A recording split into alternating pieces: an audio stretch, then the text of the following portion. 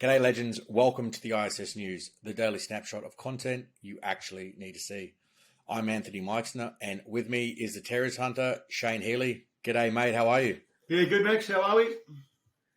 Good mate. Hey look, I thought we'd get you back on, especially due to your background, and have a look at this French submarine fiasco that's been sort of happening and get a little bit of a look behind the scenes as to what it means for Australia, what it means, the old subs, the new subs, and just really break that down. And then after that, we'll go into the Back to Bali, new segment 2. We'll talk about Australia's now that Bali might be opening up and what that could mean for Australia. So cool. Going into story number 1, mate, take us through what your take is on the submarine deals. Yeah, so just a quick background, because some people might be going, what does he know about submarines and the French?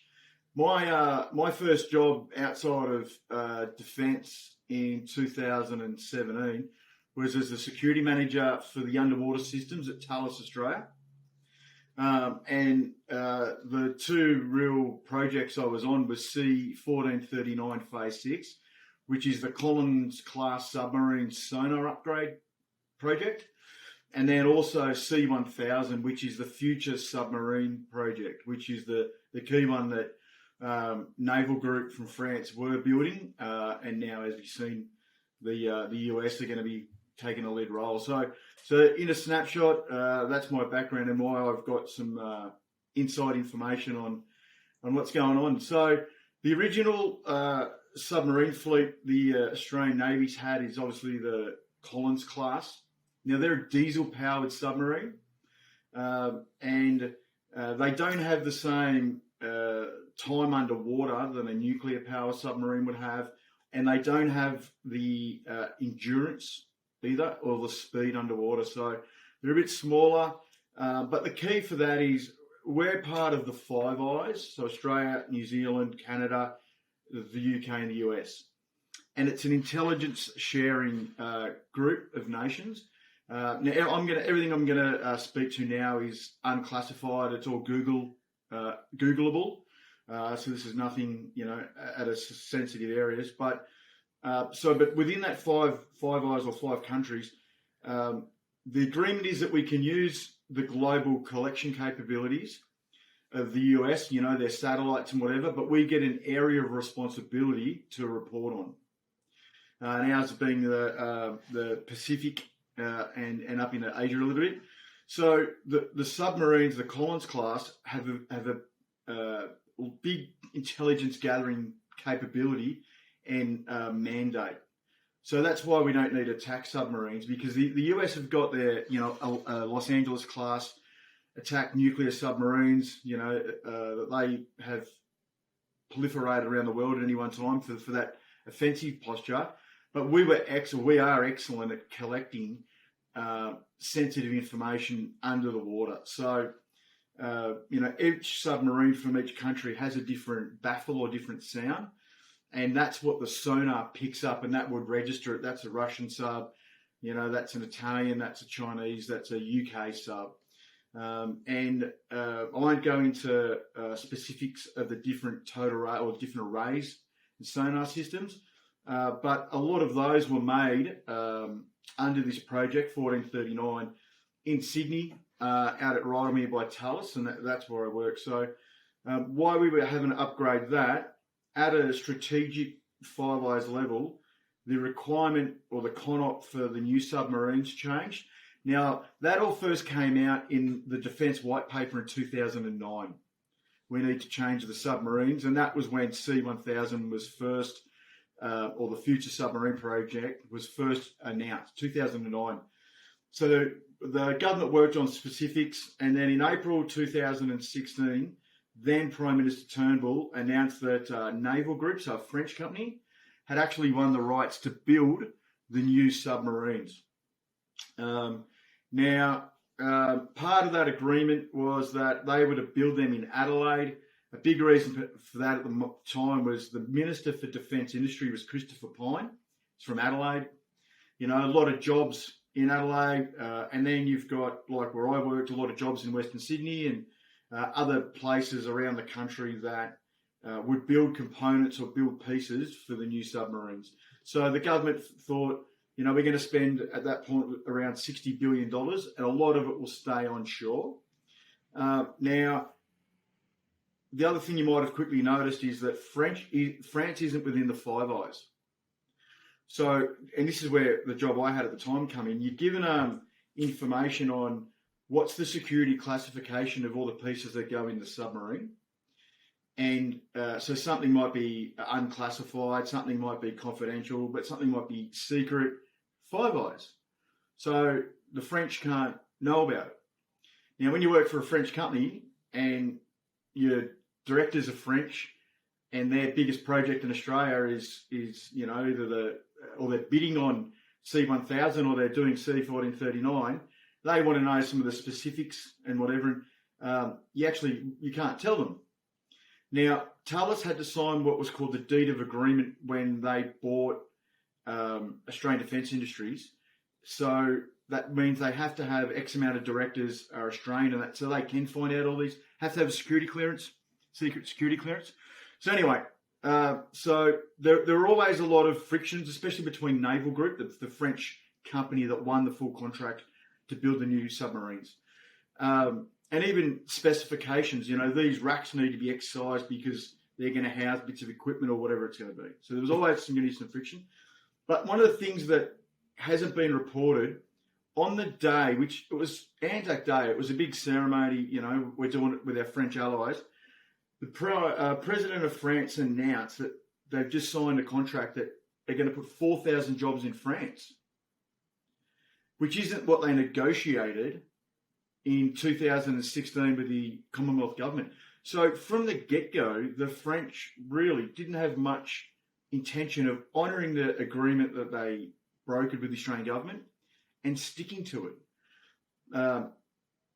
One of the key, and there's been a lot of reporting over the last few years, especially in the Australian newspaper about this, but the group of the French delegation that did the negotiations actually retired before it was signed.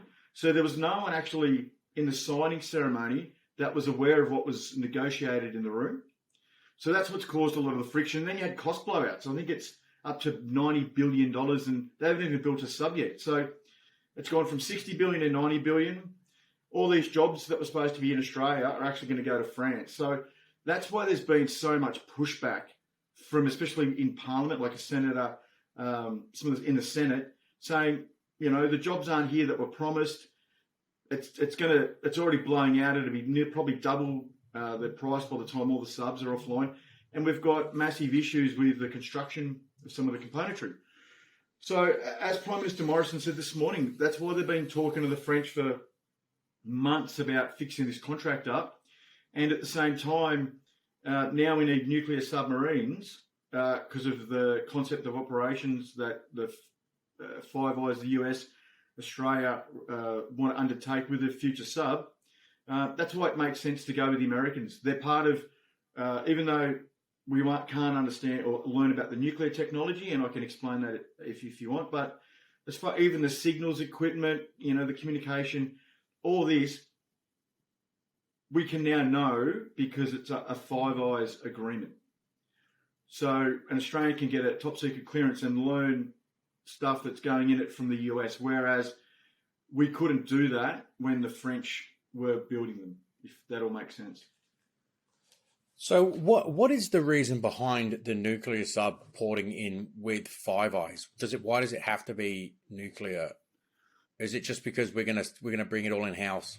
Well, so a lot of it is the capability of the submarine. Like I said, a nuclear submarine can stay underwater longer and can go faster, and it's got a less of a signature because diesels have essentially got big car engines going, wah, wah, wah, and that vibrates through the water. So those sonar of enemy submarines can pick that up.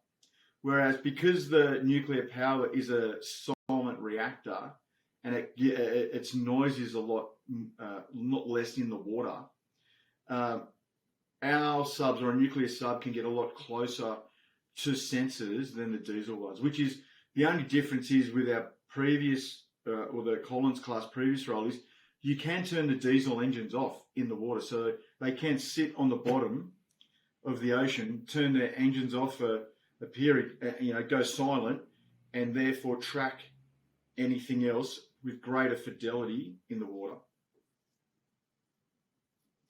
Right. And so they're giving us the opportunity to build and have an insight into some of the equipment, but the nuclear reactor is still a non-foreign technology, I'm assuming? Yeah, and this is where a lot of the hysteria in government and the media comes from. Australia's actually signed up to a pact that we can't learn nuclear technology.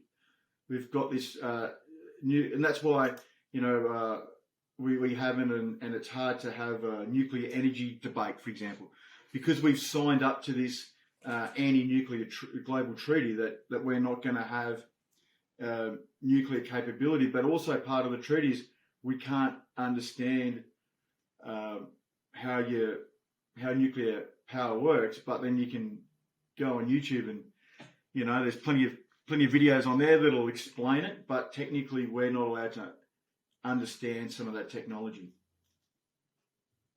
There you go.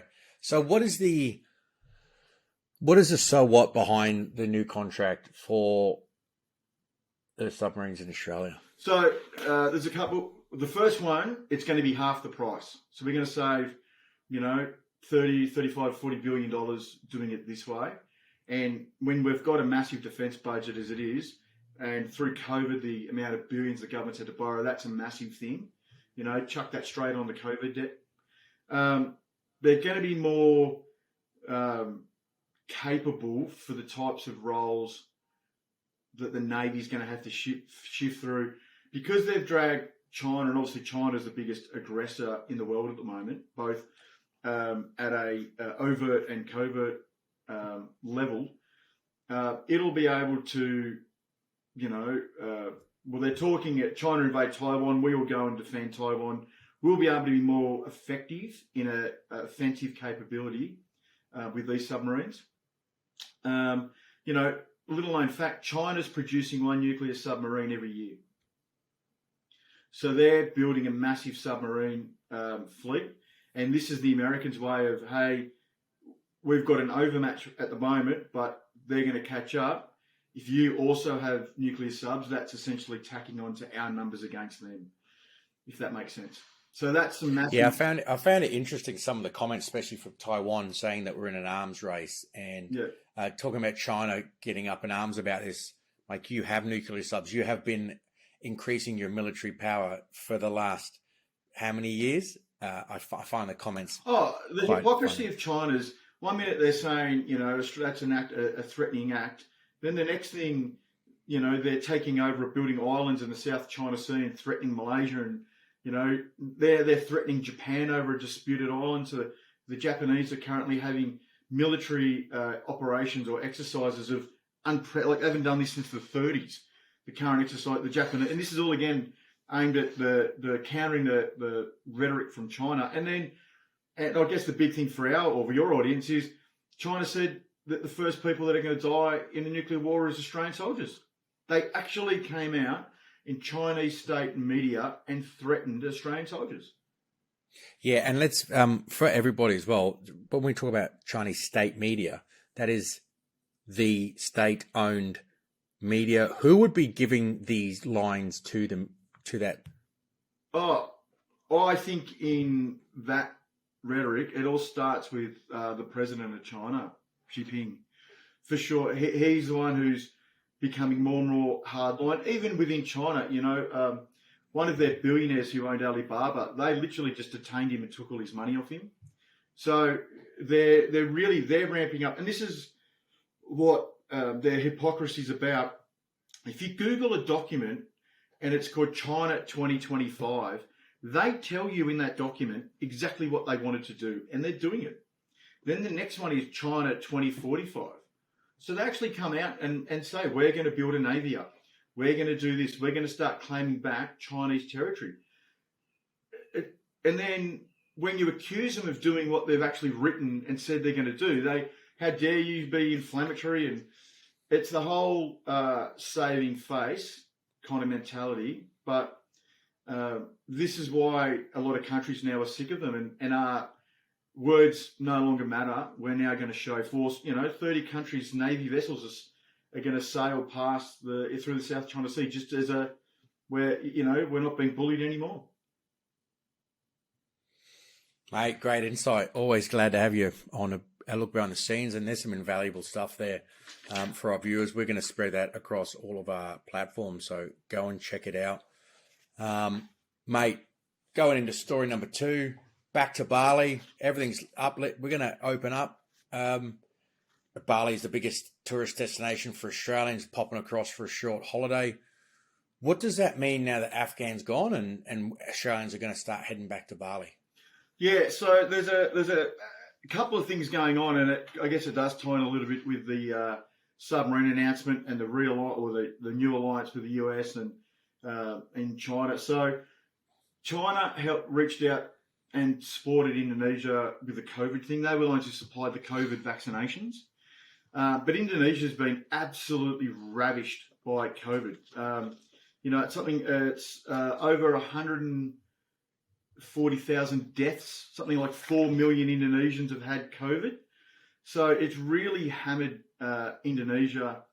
But like everywhere, they're going break, and Bali's dead set on its knees. I got friends over there, and they just said it was a tourist mecca, and there's just no tourists. So the Indonesians need Bali to open to get that foreign currency coming in to help their GDP. So even though COVID ran riot in Indonesia, they're going to bite the bullet essentially and open the doors up.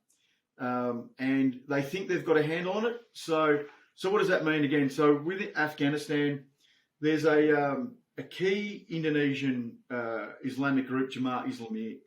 Now, JI were affiliated with Al-Qaeda, and they were responsible for the Bali bombings. The 2002. And at the end of last month, 3 of the Bali bombers actually went on trial for the first time in Guantanamo Bay. One of them being Hambali, and if everyone in Australia should remember that name from the time, his photo and that. Well, he actually hasn't been on trial yet. So that's out in the media in Indonesia. Hambali's getting tried, and America's doing it, and he's been in jail for nearly 20 years without a trial. So that's already been proliferated, especially through the more hardline media in Indonesia. Australia and Indonesia only last month signed a new terrorism pact where our militaries are going to work together at levels, unprecedented levels, to the point where Indonesian officers are going to go to RMC. Yeah, so now that makes us more of a target in Indonesia, the Australians. At the moment, their main, JI is still their spiritual jihadi movement, but they're still aligned with Al-Qaeda. So there's a new one, MIT, and they're another offshoot for the Islamic State. So remember how in Afghanistan we're talking the Islamic State in the Khorasan? Well, the Indonesian Islamic State version is East Indonesia Mujahideen, MIT. And so they're their version, and they're in a bit of a tit for tat. They've got some fighters come home out of Afghanistan. They're looking for global relevance, and we're seeing it in Africa too. The different Islamic State factions are kind of having a one-up game. We've just killed this amount of people. Okay, we've just killed this amount of people. And that led to their leader in Indonesia, Ali Kalora. He was hunted in a counter-terrorism operation, killed the other week. So his followers have got him as a martyr. They've got this rhetoric that the Americans just got defeated and the Australians got defeated in Afghanistan. They've got some of them back in Indonesia. And then they've got this target-rich environment where the government are on its knees through COVID, and they're going to start allowing tourists to come to Bali, where they've already had successful attacks in 2002 and 2005. So the so what, or the big key takeaway at the moment is, given the current context, Australia is really elevated in the geopolitical, we're targeting terrorism and we're targeting China, and we're going to join with the Indonesian government, who is the enemy of the Islamic Indonesian jihadi movement. So, instead of ducking down, we've popped our head up over the parapet at a time where Australians have been locked up like never before, and they're busting to get on holiday. And Bali looks like being one of the first popular destinations that Australians can go to. So I wouldn't be one of the first group to buy my tickets and go to Bali, if that makes sense. So what would you think is the instrument that this group will use in Bali? Do you have an assessment or an inclination? It'll be IED, just like we've all, and it's pretty common in Indonesia. It'll be a vehicle-borne IED. I would assess giving their current attacks on a motorbike. So they do it two ways, and we saw a family blow themselves up a couple of years ago in Indonesia, where they rode into a checkpoint, and the rider had a suicide vest, and so did the passenger. And that gives the passenger the ability to actually get off the bike and move to law enforcement. So it's essentially primary and secondary attacks, or they can stay together and drive into a checkpoint. So it would be IED suicide bomber on those mopeds. Plus, because to their credit, the Det 88, so the Indonesian counter-terrorism police, have been very successful in disrupting a lot of operations. So the MIT would have to stay right under the detection threshold, which then limits the amount of homemade explosive they can, precursors they can acquire, and then how much they can make. Because, to make a barrel of AMPHO, it gives a lot of big signature, mixes and stuff. They don't want to have that style of signature. They want to keep it lower. So you're going to look at 5 to 10 kilos of homemade explosive per device, ball bearings, those kind of suicide vests.